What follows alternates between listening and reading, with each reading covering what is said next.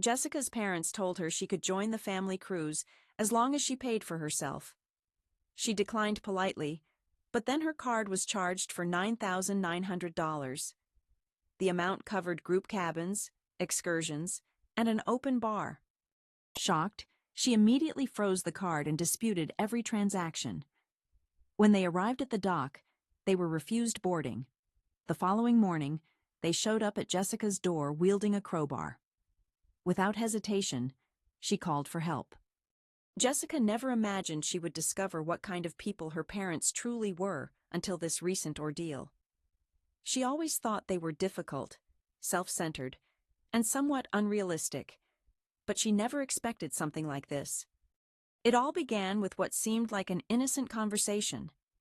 Her mother called to share details about a major family cruise they planned. It was a 7-night trip in the Caribbean with cabins close together, an open bar, and several excursions included. The entire package was very expensive. Jessica's mother said, "You can come if you pay your own way. You're an adult earning a good income. It's time for you to be generous." Jessica turned down the offer gently, explaining her savings goals. She refused to spend $10,000 on a floating feast with relatives who had never respected her decisions. They always looked down on her because she did not spend money recklessly. Jessica lives modestly and has been putting money aside to buy a house. Every penny has a purpose for her. Her parents called her stingy, difficult, and cold. What they really meant was that Jessica did not allow them to exploit her. A week before the cruise, everything felt calm, almost too calm. There were no accusations or passive-aggressive comments, which seemed odd. Then, just 2 days before the ship was scheduled to sail, I was checking my credit card statement and nearly dropped my phone. $9,900 were missing. I stared at the screen, convinced there must be an error. The charges were from the cruise company, payments for group tours, an unlimited drinks package, spa treatments, exactly the kinds of things they planned to enjoy. That was when I realized they had taken my card.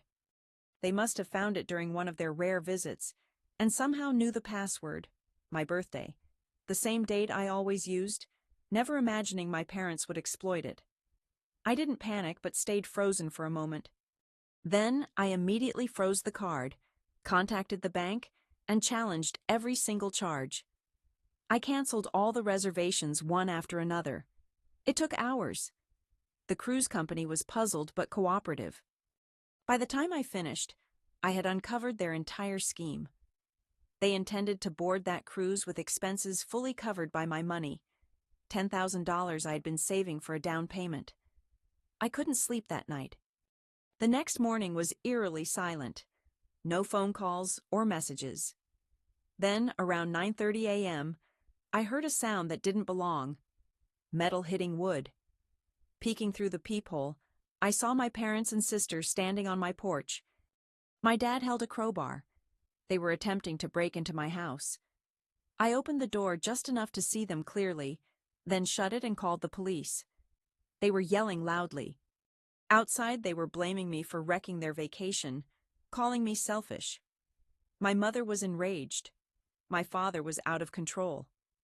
My sister stayed quiet, simply standing behind them as if she was not involved. I secured every door in the house and waited for the police to arrive. When the cruisers pulled up, the officers did not need much convincing. They noticed the crowbar. They saw the broken door frame. They heard the shouting. They handcuffed them immediately right there on my front lawn. My father yelled about how exhausted they were of me, always feeling like beggars because I never helped. My mother kept yelling about the cruise, how it was a present I could afford easily. I just stood there, watching them being taken away. Later that day, I visited the station to explain what happened. The officer who took my statement appeared almost amused, as if in disbelief. When I finished talking, he raised his eyebrows and said something I will never forget. "Not every monkey is as crazy as your parents, Miss Jessica." They spent the night in custody, and I spent mine staring at my broken front door, wondering how everything had come to this. I did not sleep that night. Not entirely out of fear, though I was a little scared, but mostly because my mind kept replaying the scene. My parents on my porch with a crowbar, yelling at me as if I were the villain in their story. I sat on my couch for hours. The front door was cracked open just enough for me to stare at the damaged frame. That scar in the wood suddenly felt like a reminder of everything that went wrong, a symbol of everything that had decayed between us for years. By midday, the station called. They had my parents and sister detained. A calm official tone on the other end asked, "Are you planning to press charges, Miss Jessica?" I told them I would come in. When I entered the station, the air smelled of old carpet and stale coffee. The officer behind the glass window nodded without surprise. He simply buzzed me inside as if this were a routine matter. A younger officer took my statement in a small room at the back. I shared every detail, starting with the stolen card and concluding with the damage to the front porch. When I handed over the photographs I had captured showing the destruction, he said nothing, just nodded and typed. Then a different man entered, older and composed, but it was clear he had witnessed people fall apart many times before. He sat across from me like two colleagues on a break. "They could be charged with felonies for this," he said calmly. "Breaking and entering with intent, unauthorized use of a financial instrument. These are serious crimes." I nodded, uncertain of what else to say. Then he made a comment that broke through my numbness. "I've seen all sorts of family conflicts, holiday arguments, inheritance disputes, but not every family is as troubled as yours, Ms. Jessica." There was no hint of humor in his voice. It felt more like a warning. I asked if they had said anything after their arrest. He told me my father claimed it was a misunderstanding and that they were trying to resolve matters amicably. Family believed I owed them a debt. My mother apparently broke into tears and claimed I had destroyed their once-in-a-lifetime vacation and embarrassed them in front of their friends. My sister told them they assumed I was not at home and simply wanted to leave a message with a crowbar. I sat silently for a long moment before responding. I told him I was not ready to press charges yet. I needed time. He nodded slowly. They would stay overnight. I had until morning to make a decision. And indeed, they did. They spent the night in a holding cell. Real lockup, not the kind with comfortable chairs and vending machines. I didn't check on them. I did not want to face them. By the next morning, the station called again. They could release them, but only if I approved it. I signed off. I said I would handle things. They arrived back by taxi. No apologies, no messages, just three individuals entering their house as if nothing had occurred, as if this was completely normal. I did not reach out. I concentrated on fixing my front door, which cost me $800. Not a single word from them about paying for it. Then, 5 days after everything blew up, my sister messaged me. "Hey, Mom and Dad want to talk. Just us. Come by for dinner." I hesitated because her husband was going to be there. Unlike the others, he never treated me like a second-class person. Honestly, he was the only reason I even showed up for holidays anymore. So, I agreed, thinking they probably wanted to make amends, maybe apologize.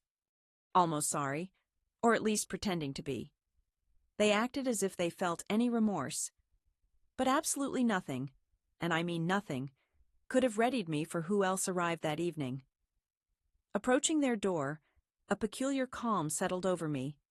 Not peace, merely sharp focus, as if I were walking into a courtroom rather than a family gathering. I had already decided not to shout. I would not justify myself. I planned to listen, let them speak, reveal who they truly were, if any uncertainty remained. Jessica opened the door as if she had been waiting right there. She did not smile but simply stepped aside to allow me inside. Mark, her husband, was already sitting at the dinner table, attempting a casual demeanor, but visibly uneasy. I gave him a slight nod. He returned it. The table was arranged as though it were Thanksgiving. My mother still clung to appearances. Chicken, mashed potatoes, some barely baked rolls, 3 wine glasses already filled. She wanted this to seem like a family moment despite the courtroom's worth of bitterness lingering in the air. We all took our seats. No idle chatter. My father initiated it. Leaning forward, arms folded, he said, "This cannot continue, Jessica. We need to address what has happened to you." My mother interrupted, as if she had been restraining herself for weeks. "We have supported you your entire life. You used to be kind and caring. Now you treat us like strangers." She appeared genuinely hurt, but I was not convinced. My mother always excelled at casting herself as the victim. She described words as weapons, gentle yet piercing. Then my father spoke aloud. "You could have allowed us this one thing, just a single holiday. You had the funds, so I finally replied. You did not ask. You took it without permission. You figured out my password and spent almost $10,000 on my card. You did not simply cross a boundary. You acted as if I mattered not at all." They did not deny the accusation. My mother merely shrugged, "And we hoped you would act sensibly once you realized the situation. You have no clue how difficult life has been for us recently. You do not even inquire." That was when my father rose and pointed his finger accusingly at me. "You live like a hermit, scrimping every penny, never offering help, never showing up for your family." My sister remained silent. I gazed at her and posed the one question I desperately needed an answer to. "You knew?" She averted her eyes, and at that moment the doorbell rang. My mother appeared puzzled. My father frowned. My sister became tense. No one moved for a brief moment. Then she rose slowly and opened the door. It was Uncle Dennis. I had not seen him for more than a year. I had no idea he was even in the city. He walked inside as if he already understood what was happening, like someone had given him an advance insight. He looked around at everyone, then fixed his gaze on me. "Are you okay?" I nodded silently. He pulled out a chair and sat down as if it was his own spot. He glanced at my parents. "So, you attempted to steal from your own daughter and got upset when she intervened." No one responded. He turned to my father. "You realize how twisted this situation is, right? I have witnessed some crazy things, but this surpasses them all. I have seen many wild situations in my life, but I never imagined trying to force my way into my child's home because she refused to buy me drinks on a boat." My father opened his mouth to speak, but Dennis interrupted him firmly. "You got caught. That is why you are angry, and instead of owning up, you are throwing a pity party and calling it a dinner." My mother insisted they were desperate, had no alternatives, and claimed I was being heartless. Uncle Dennis laughed and said, "Heartless? You should consider yourself lucky she did not press charges. Otherwise, you would be sitting behind bars right now trying to explain why your family reunion turned into a crime scene." Mark said nothing but gave a slight nod, which I noticed clearly. My mother then stood up and declared she did not have to remain there and endure humiliation. My father followed her, muttering how all this was pointless. My sister quietly slipped into the kitchen. Dennis looked at me and reassured, "Do not let them manipulate you, Jessica. They made their decision. You are not wrong for defending yourself." He finished his glass of wine, stood up, and gave me a reassuring pat on the shoulder. "You handled that far better than I would have. That is definitely something." I left 10 minutes later, taking nothing with me. The following days were silent. No calls, no texts. I thought maybe it was over, that they had finally understood they had crossed the line. But then I saw a post on Facebook from my mother. She wrote, "When your own daughter betrays you, locks you out of her heart, and leaves you suffering, what kind of mother deserves that?" The post had over 100 comments from church friends offering prayers. A relative I had not seen since I was 12 reached out. She has always put herself first. has she not? There was not a single mention about the money, not one word concerning the crowbar. Just a carefully designed story where she played the heartbroken victim, and I was portrayed as a cruel, cold-hearted miser. That is when I realized we were far from finished. I had long ago stopped anticipating apologies. Yet, a small part of me, some quiet nook in my mind, hoped perhaps they would have enough decency to cease publicly dragging my name through the dirt. They did not. Following the dinner with Uncle Dennis, I imagined they would withdraw, nurse their wounds, understand this was not something easily spun to their advantage. Instead, they chose to escalate. It began with a single Facebook post from my mother, a lengthy and self-pitying speech about how sometimes children become cold and distant despite all the sacrifices parents make, only to be discarded like trash. She did not tag me. Naturally not. That would have made it too simple to confront her. But everyone in her social circle understood exactly who she was referring to. It was never subtle. The comments flooded with phrases such as, "You did your best, Mary." "Some kids just lose their way." "Praying for your family." Then my father added his voice.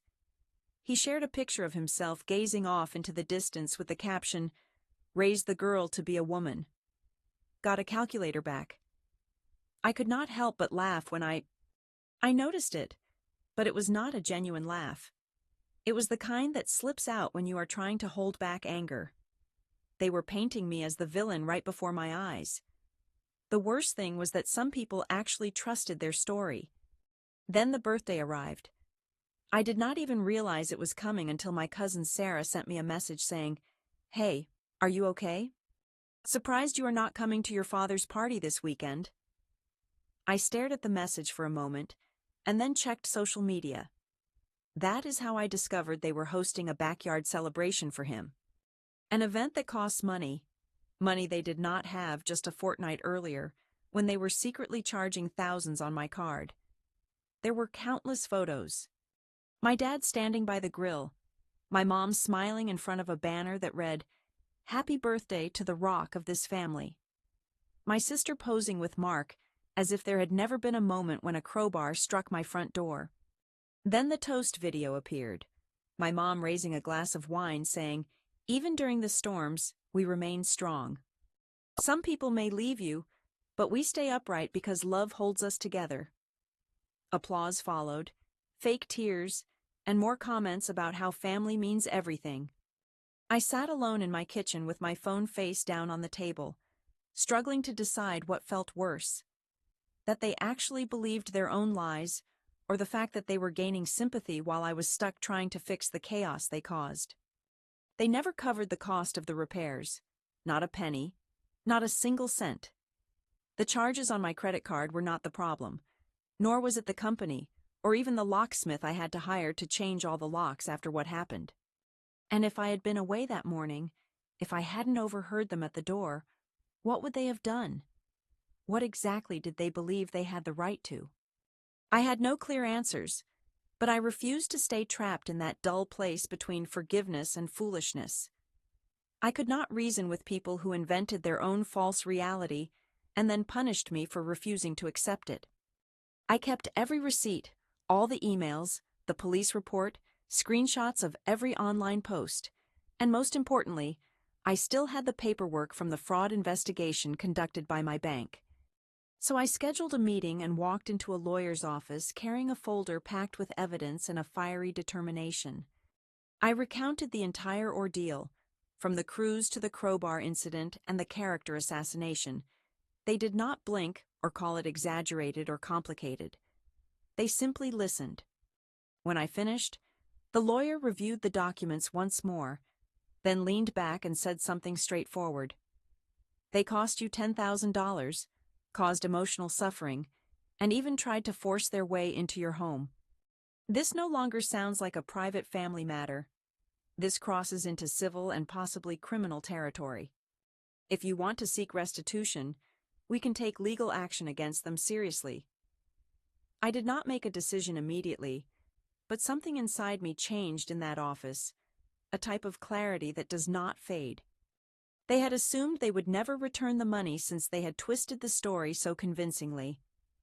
I expected to avoid repercussions by doing what I always did, which was staying silent, keeping the calm, and walking away. They were mistaken.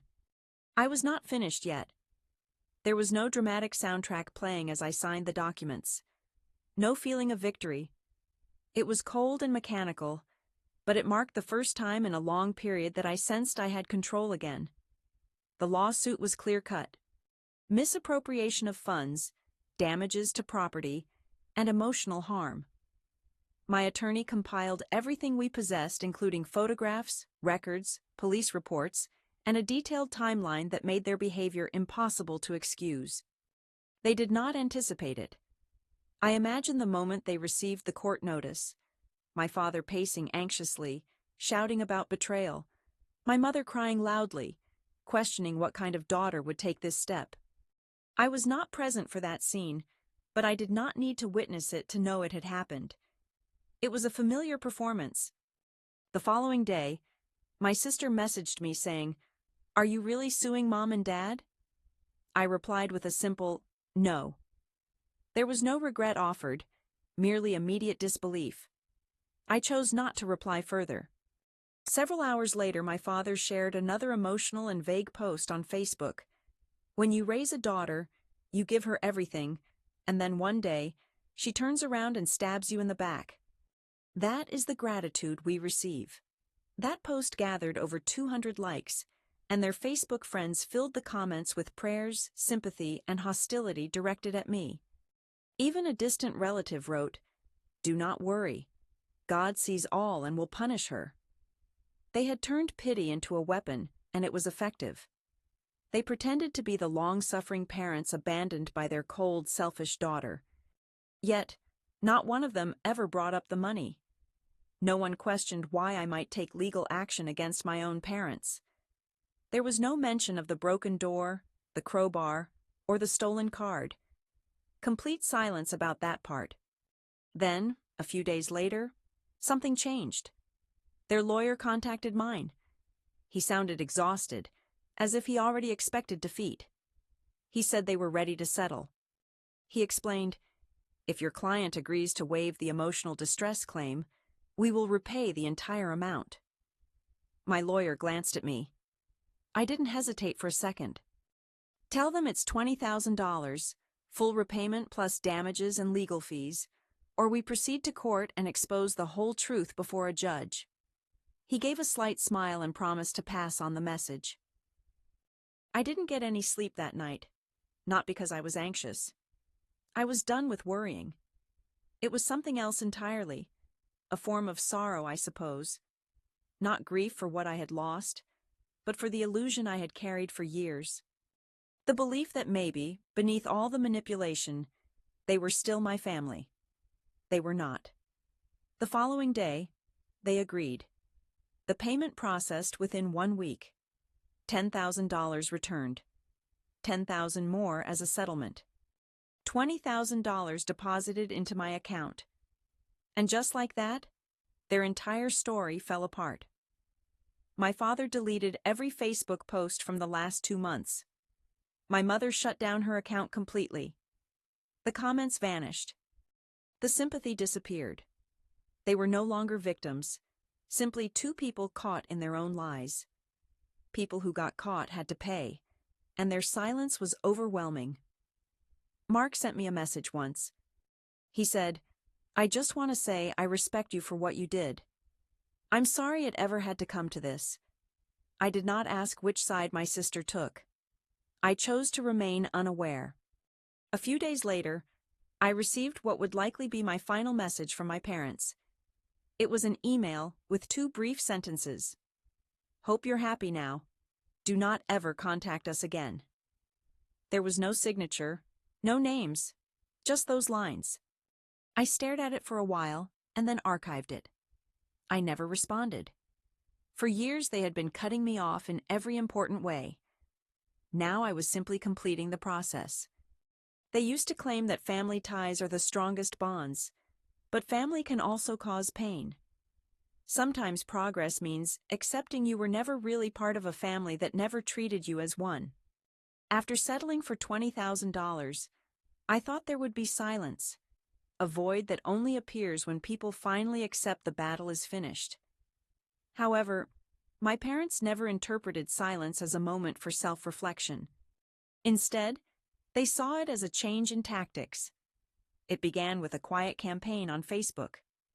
Private posts, old family friends sharing vague stories about a sob, no names mentioned, just enough hints for anyone to identify who the villain was.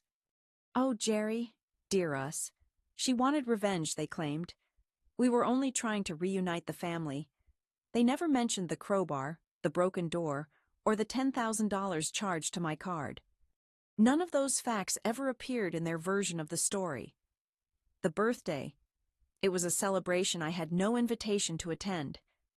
Suddenly, in their narrative, I was the one who refused to come and left them shattered.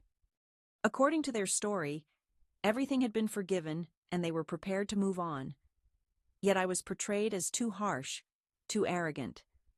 Watching it all unfold was draining. I chose not to respond. I did not defend myself because there was no use.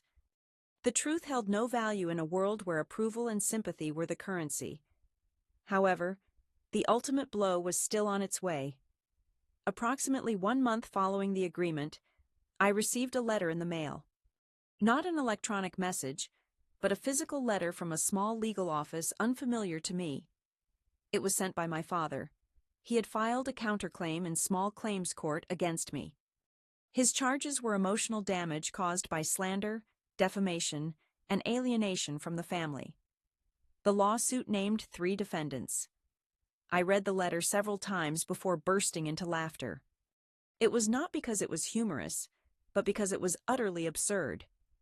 This dispute was not about money. It was about rewriting the official story of events. He wanted a document declaring that I was the one responsible for harm.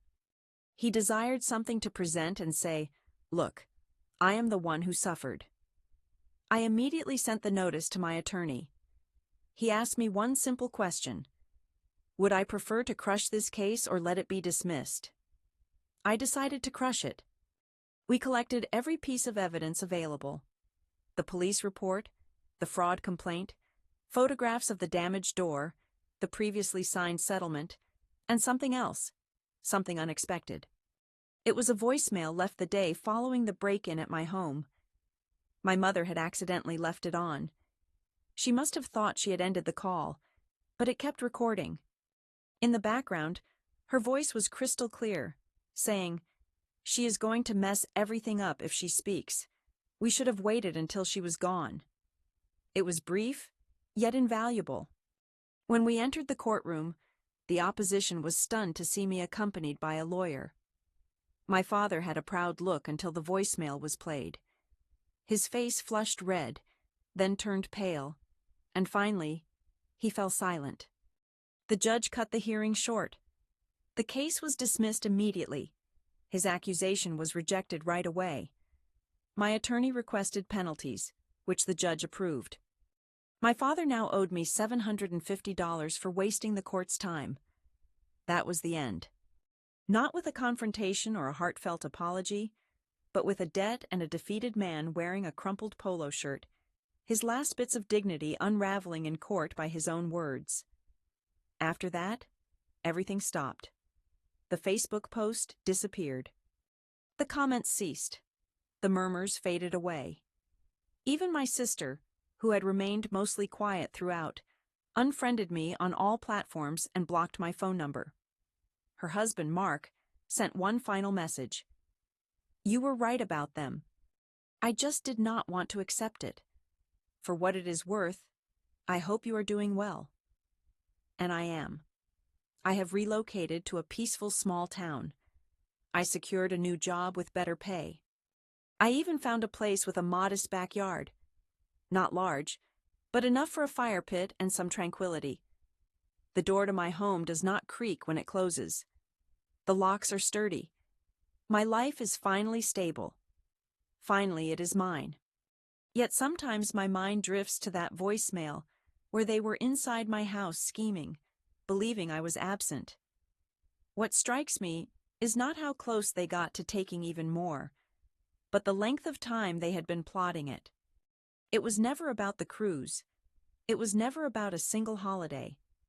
It was about control. About manipulating guilt, past, and family ties as their tools. They assumed I would never resist. Now they feel insulted. Insulted that I stood my ground. Insulted that I succeeded. Insulted that I dared to stop acting like they were decent people who merely made poor decisions. I do not feel guilty. I do not feel sorrow.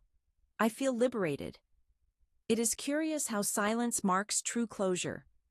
There is no cheering, no concluding remarks, only quiet. Like the moment following a storm when the world is damp, weighed down, and peaceful. I did not destroy connections. They severed themselves, and I am not restoring what they damaged.